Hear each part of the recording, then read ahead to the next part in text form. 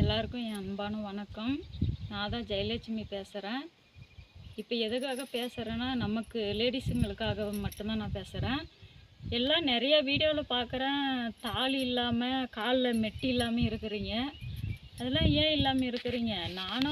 எனக்கும் எங்கள் ஊர் சின்ன கிராமம் தான். அப்போ எங்கள் அப்பா என்னை 13 வயசுலேயே கல்யாணம் பண்ணி கொடுத்துட்டாரு. 19 வயசுக்குள்ளே 3 குழந்தைங்க ஆயிடுச்சு. 19 வயசுலேயே நானும் எங்கள் வீட்டுக்காரரும் பிரிஞ்சுட்டேங்க. நானும் அம்மா வீட்டில் தனியாக தான் இருக்கிறேன். இருந்தாலையும் அவர் தனியாக தான் அவரும் இருக்கிறாரு, நானும் இருக்கிறேன். தாலி கயிறு மெட்டி எல்லாமே போடணும், அவசியம். அது போட்டு தான் ஆகணும். நம்மளுக்கு பிள்ளைங்களுக்கு அவசரம் போட்டு ஆகணும். அப்படி இல்லைனாலே நம்ம கோயிலுக்கு நிறையா ஒரு 4 பேர் இடத்துல ஃபங்க்ஷனுக்கு எல்லா இடத்துக்கும் போகிறேங்க வரேங்க. அவங்க காலில் மெட்டி இல்லைன்னா இல்லை தாலிக்க ஒரு இல்லைன்னா நம்மளை பற்றி தப்பாக பேசுவாங்க.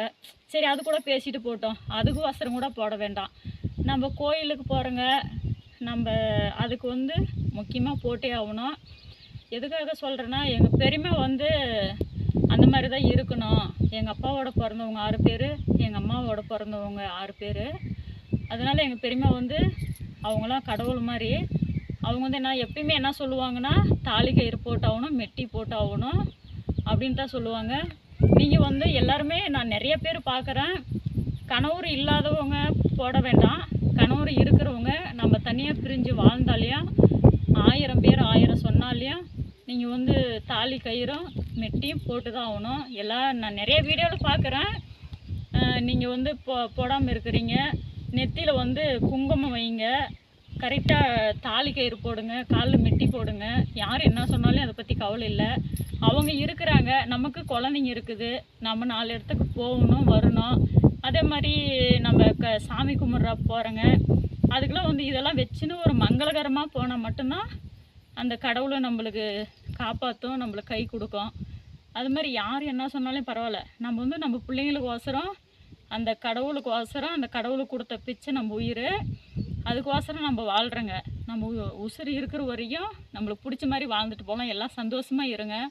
நிறைய பேர் தாலி கயிறு போட்டால் அது சொல்கிறாங்க இது சொல்கிறாங்கன்னு அழுவுறீங்க. வீடியோவில் நான் நிறைய பார்க்குறேன். அந்த மாதிரிலாம் யாரும் கவலையே படாதீங்க, நீங்கள் போடுங்க. நம்ம பிள்ளைங்களுக்கோசரம் நம்ம போட்டு ஆகணும், அவங்களுக்கோசரம் தான் நம்ம வாழ்கிறோங்க.